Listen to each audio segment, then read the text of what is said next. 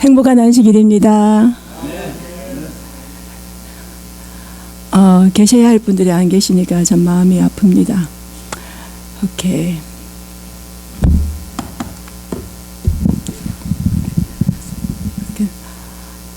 오늘 여러분 날씨가 이렇게 비가 올 것 같더라고요. 그죠? 그리고 번개가 또 3번을 치더라고요. 그래서 제가 하나님 감사합니다 그랬어요. 제가 오늘 간증을 하거든요. 그래서 하나님께서 힘 주신다는 생각이 들었습니다. 저희 딸이 이제 위해서 기도를 해줬는데, 제가 특별히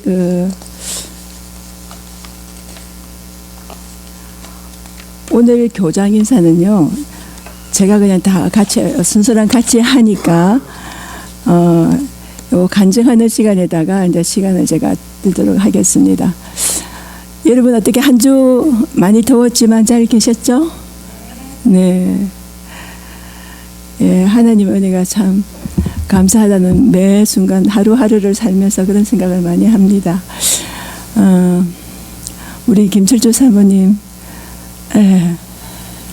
하나님께서 함께 하시라고 믿습니다. 오늘 특별히 마음이 상한 사람들, 상한 우리 형제 자매들, 그리고 아프신 분들, 하나님께서 특별하신 위로하신가, 힘주신가, 치유하심이 있기를 간절히 기도드립니다. 우리가 살면서 이 광야 생활을 살면서 생각지 못한 그런 일들이 참 많이 겹치죠. 근데 우리가 환난을 만나거든 감사하라고 기뻐하라고 그러셨잖아요. 제가 지난번에 우리 정명 사모님께서 저한테 아주 귀한 책을 빌려주셨습니다. I love Alaska. 제가 영상도 올리고 또 만들어서 편집해서 올려야 되고 간증 준비도 하는데 그 책을 손을 잡았는데 놓치지를 못하겠는 거예요. 그래서 제가 바늘 딱 짜게 해가지고 뒤쪽 부분 이 부분은 완전히 다 읽었습니다. 그래서 제가 너무 은혜를 받았습니다. 하나님께서 우리 교회에 참 훌륭하신 분들을 많이 보내셨구나.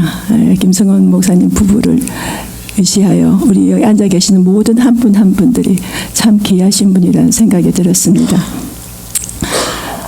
우리가 살아오면서 여러분 하나님께서 나의 삶을 이렇게 섭리하시고 인도하셨네, 그런 생각 여러분 하시죠? 제가 한 3주 전이었습니다.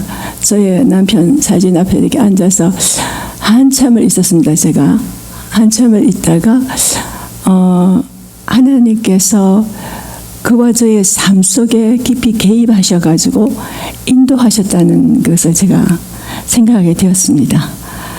그러면서 막 이렇게 제가 글을 한번 적어봤습니다. 그래서 삶에서 참 많은 이야기가 있고, 그런데 저는 특별히 오늘 제 간증에 초점을 하나님께서 박정환이라는 사람과 이정나라는 사람의 이 남녀를 어떻게 인도하시고 지금까지 오게 하셨는가, 거기에 대해서 이렇게 나누게 새 노래를 부르고 합니다. 선자들은 우리들의 그 새 노래 부르는 걸 참 좋아하시잖아요. 그래서 저는 이제 제가 저 서툰 말로는 하니까 지금 다 적어봤습니다. 그래서 그냥 낭독해 드리도록 하겠습니다. 저희 부부의 삶을 인도하신 하나님의 섭리와 은혜에 대해서 나누려고 합니다. 문득 저희 부부의 삶에 아주 오래전부터 하나님이 개입하시고 인도하시고 계셨다는 생각을 하면서 엄숙한 마음으로 삶의 발자취를 더듬어 보게 되었는데요. 성경은 이렇게 말합니다. 참새 한 마리도 하나님이 허락하지 않으시면 떨어지지 않는다. 정말 그렇습니다. 이 시간에 특별히 그와의 만남과 함께한 삶의 모든 순간들로 인하여서 하나님께 새 노래를 부르고자 합니다. 그는 아주 건강해서 친구들이 부러워했대요. 그런데 그가 고등학교 1학년 때 수학여행을 다녀오면서 거기서 장티푸스를 앓게 되었습니다. 그 이후에 관절이 여기저기 관절에 통증을 느끼게 되면서 그것이 관절염으로 이렇게 진행이 되었는데요. 그것이 시간이 지나면서 점점 악화되었다고 합니다. 그래서 고등학교를 2번을 휴학을 하다가 자퇴를 할 수밖에 없었는데 학교 규정이 2번 이상 휴학을 할 수가 없다고 그래요. 그래서 자퇴를 할 수밖에 없었고 그 다음에는 이제 검정고시를 쳐서 그 고등학교 때 자기가 이 처절한 고통 가운데 있을 때 하나님 인생 고통의 답이 무엇입니까? 그것을 되게 불렀어요. 그리고 이것을 가르쳐 주시면 제가 사람들한테 알려주겠습니다. 그랬는데요. 그것의 인생 고통의 답을 알기 위해서 철학과를 가게 되었습니다.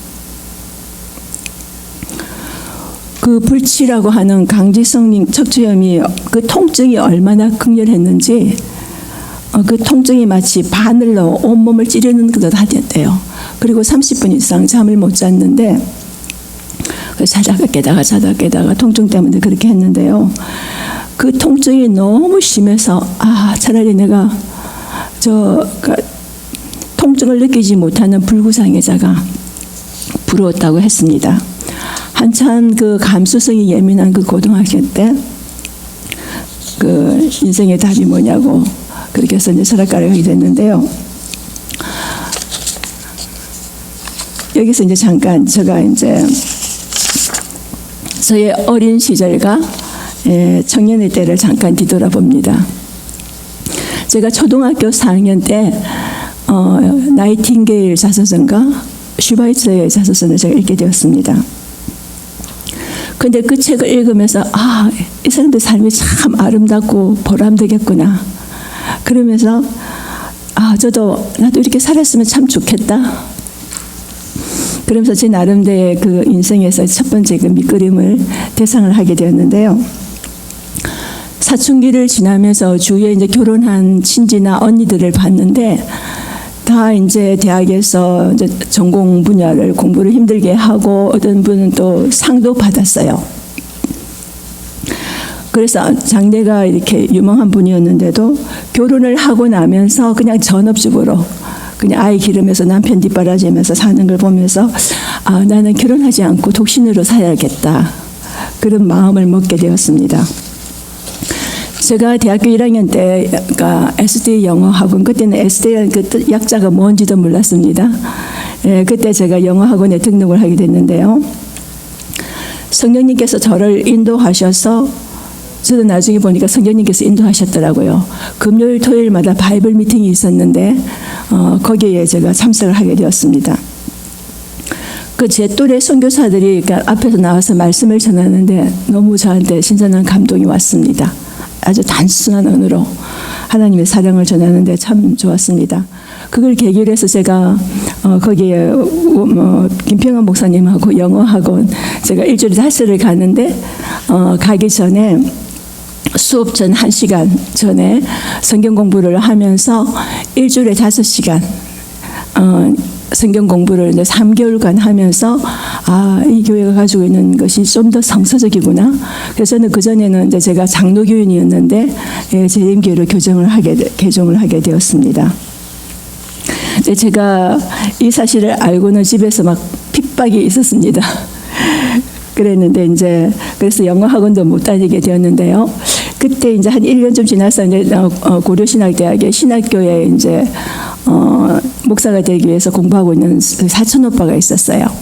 근데 그 사촌 오빠가 저 몰래 학원에 이제 원목을 만나신 거예요. 그러면서 이것저것 물어보시면서 그러다가 저희 어머니한테 그랬어요. 숙모 보니까 그 교회도 하나님 믿고 성경을 믿더라. 그래서 이단이라고 생각을 했다가 이제 그 다음부터는 그 오빠의 말로 이후로 이제 제가 이제 핍박이 멈췄습니다. 대학교 제가 2학년 때 해기동 교회에서 그때 결혼 세미나를 했었습니다. 그때 제가 거기를 성령님의 이끌림을 받게 된 것 같아요. 제가 혼자 가게 됐어요. 그래서 그 세미나를 참석하고 나서는 하나님께서 결혼 제도를 만드시고 축복하셨네. 그 세미나를 마치고 나오면서 제가 하늘을 보면서 기도했습니다. 하나님, 그러면 제가 결혼하겠습니다. 저와 똑같은 인생관, 신앙관을 가진 사람을 만나서 하나님께 2배로 영광 돌리면서 살게 해주세요. 그것이 제가 결혼을 위한 처음이자 마지막 기도였습니다. 그런데 몇 년 후 이제 결혼을 하기 몇 달 전에 하나님께서 그 기도에 대해서 생각을 하게 해주셨어요. 그래서 하나님께서 그 기도에 이렇게 응답하셨구나. 그러면서 그와의 만남과 결혼은 하나님께서 친히 예비하신 섭리였다는 것을 머리 숙여 감사드렸습니다. 제가 졸업 후에 이제 유학의 꿈을 가지고 이제 영어학원을 다시 찾게 됐는데요. 저는 이제 영어학원 교회를 통해서 재림기별과 건강기별을 아주 제가 꽂혔습니다. 그래서 4경회마다 예언 4경회마다 그리고 이제 건강 세미나마다 열심히 쫓아다녔습니다. 그러면서 그 4경회와 그 세미나를 통해서 저의 삶의 어떤 목적이 어느 정도 형성되었습니다. 그래서 저는 재림교인이 아니면 그 누구와도 결혼을 하지 않으려고 마음을 먹게 되었는데요. 근데 하나님께서 개입을 하셔가지고 저희 남편을 만나서 사귀게 됐는데 그가 불치라고 하는 거예요. 그래서 그는 자기가 질병이 있기 때문에 결혼할 생각도 하지 않았고, 저는 재림교인이 아니며 결혼할 생각도 하지 않고, 그래서 하나님께서 개입을 하지 않으셨으면 저희는 아마 평생을 평행도로 가서 결코 만나지 못할 사람들이었습니다. 근데 저희 남편을 흠모했던 한 미스 솜이라는 여성이 저한테 차를 사주겠다고 그러는 거예요. 그러면서 저희 남편도 같이 초대를 한 거예요. 그래서 그 사람의 개입함으로써 이제 저희가 이제 친구로 사귀게 된 계기가 되었습니다. 집에서는 제가 미국 유학을 가려고 하니까 관연한 딸이 혼자는 가면 안 된다고 선을 보라는 거예요. 그래서 세상에서 내놓으라고 하는 배경과 재물과 명예를 가진 사람들을 만남이 있었습니다. 근데 어떤 매력도 느끼지 못하는 거예요. 어떻게 하면 거절할까 이제 고심을 하다가, 그래서 자꾸 거절을 하면서 이제 어머니한테 이제 야단을 들으면 신기가 불편해서 저희 남편한테 전화를 하면 그는 언제나 나와서 조용히 제가 하는 말을 들어주곤 했는데 그 참 고맙다는 생각을 했습니다. 제가 참 그를 보면서 신기했던 거는 10여 년 그렇게 심한 통증 속에서 있었다고 하는데 얼굴이 너무 평안한 것이었어요. 어쩜 저렇게 얼굴이 편안할 수 있을까? 신기했습니다. 그리고 그는 되게 겸손하고 조용했습니다. 그리고 깊은 신앙을 지닌 그가 아주 믿음직하고 매력을 제가 느꼈는데요. 그 후로도 몇 차례 이제 부모님이 좋아하시는 혼처가 있으니까 이제 신앙 때문에 거절하니까 어머니가 신앙 때문에 거절한 걸 눈치채시고는 그러면 너의 교회에서 사람을 데리고 오라고 하시는 거였어요. 근데 딱히 뭐 사귀는 사람이 있는 것도 아니고 그 부담 없는 친구로 이제 지내던 이제 미 공부원에서 함께 공부하던 그가 생각이 나서 나 사귀는 사람 있다고 임시 모면할 생각으로 그렇게 했습니다. 그랬더니 어머니가 나이가 몇 살이냐? 그리고 군대는 갔다 왔느냐? 뭐 갑자기 생각지 않은 질문을 받게 됐는데 군대 얘기를 하셔서 군대는 안 갔다 왔다고. 왜? 이러는 거예요. 뭐 자골신경통 이래가지고 면제된 걸 했다고. 그랬더니 어머니가 당장 이 결혼은 안 된다고, 절대 안 된다고 그렇게 강경하게 반대를 하셨는데요. 왜냐하면 어머니 친구분들 중에 그러한 질환을 갖고 계신 분이 수술을 하다가 반신불수가 되셨대요. 또 어떤 분은 돌아가셨다고 그래요. 그러니까 부모님 마음이 어떠시겠습니까, 그죠? 근데 그는 이제 병원에서 불치라고 판정을 났거든요. 건강 이유로 이제 만 5년 동안의 그 강경한 반대를 받았습니다. 부모님의 마음은 갈수록 돌같이 굳어지시는 거예요. 정말 끝도 없는 터널을 지나는 그런 나날들이었습니다. 근데 그 5년여의 그 시간 속에서 제가 가장 힘들었던 것이 있는데요. 그것이 뭐냐면 이것이 정말 이 결혼이 정말 하나님께서 뜻일까? 하나님께서 허락하시는 것인가? 그걸 제가 모르겠는 거예요. 이것이 하나님 뜻이면 제가 어떤 핍박도 견디겠는데 거기에 대해서 제가 알 수 없으니까 그게 너무 힘들었어요. 그래서 하나님께 이렇게 기도했습니다. 하나님, 이 결혼이 하나님의 뜻이라면 돌같이 굳어져가는 부모님의 마음을 봄눈 녹듯이 해주세요. 하나님과 부모님의 축복을 받으면서 결혼하기를 원합니다 했습니다. 제가 살면서 부모님의 뜻에 제가 거절하는, 순종하지 않는 얘기가 없었는데요.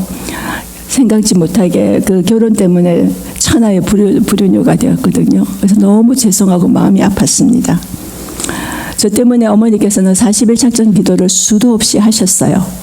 그런데 어느 날 새벽에 어머니께서 기도하시는 중에 하나님께서 깨달음을 갖게 되시고 통해 기도를 하셨는데, 하나님의 뜻이 따로 계셨는데 인간의 욕심으로 막았구나. 예. 그날 이 어머니께서는 아버지가, 저희 집안의 법인 아버지가 외국에 가 계시는데 그냥 어머니께서 결혼을 막 추진을 하신 것입니다. 그래서 1985년 1월 17일에 우여곡절 끝에 하나님과 부모님의 축복을 받으면서 결혼을 하게 되었습니다. 결혼 후 정량생활을 하다가 2년 정도 정량생활을 하다가 거의 몸이 많이 좋아졌어요. 그래서 5년 전에 신학대학원에서 복학을 하다가 몸이 아파서 그만뒀는데 다시 복학을 하게 됐습니다. 그래서 신학대학원에서 고통의 답을 찾게 되었고요. 세상에 수많은 질병 가운데 고통하는 사람들을 돕기 위해서 논문도 쓰고 로마니아 대학원에서 석박사 공중보건학을 공부를 하게 되고, 일선에서 심한 통증과 절망에서 자기를 구원하신 하나님께 빚진 자의 소명을 가지고 있었습니다. 그래서 아프고 힘든 사람들을 위해서 열심히 일하였습니다. 누가 인정하든 그렇지 않든 간에 빚진 자로서의 그의 소명은 그의 몸에 이제 기와 이제 진액이 다 마르기까지 자신을 불살랐습니다. 참 외로운 길이었지만 하나님이 주신 표대만을 향해서 계속 달려왔습니다.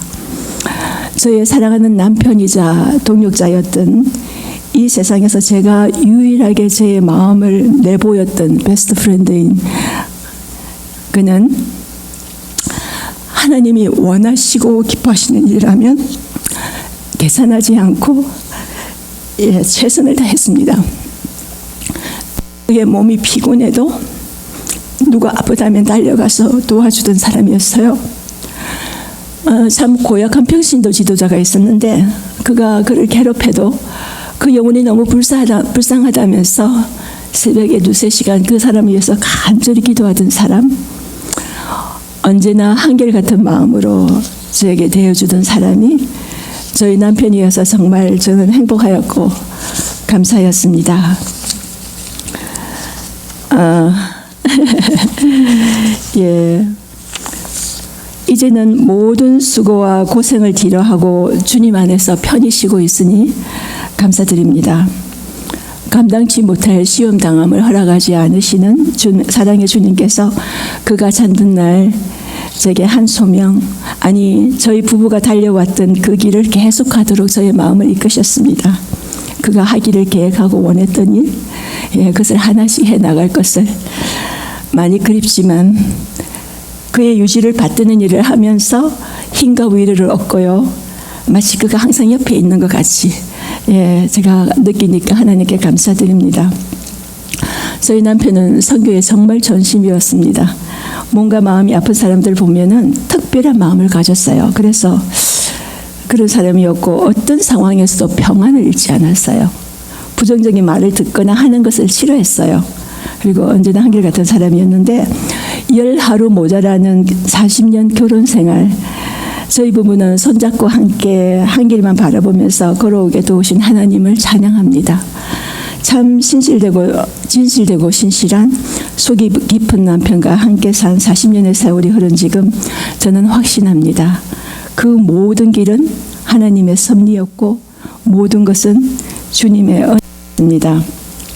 데살로니가 여러분 잘 아시죠? 데살로니가전서 4장 16절 17절 주께서 호령과 천사장의 소리와 하나님의 나팔로 친히 하늘로 쫓아 강림하시리니 그리스도 안에서 죽은 자들이 먼저 일어나고 그 후에 우리 살아남은 자도 저희와 함께 구름 속으로 끌어올려 공중에서 주를 영접하게 하시리니 그리하여 우리가 항상 주와 함께 있으리라.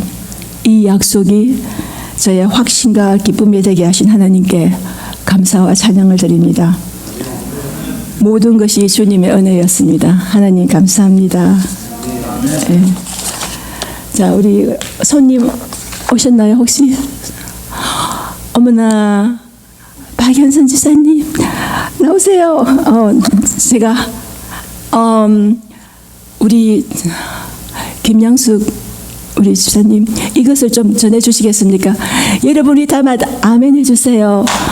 와, 우리 박수 쳐요. 와, 감사합니다. 이거 네 전해주시기 바랍니다. 감사합니다. 자, 우리 그러면 목사님께서 기도해 주시고요. 그리고 여러분 혹시 저희 남편이 선교 도구로 지난 10월부터 그 한국일보에 이제 칼럼이 연재가 됐는데요.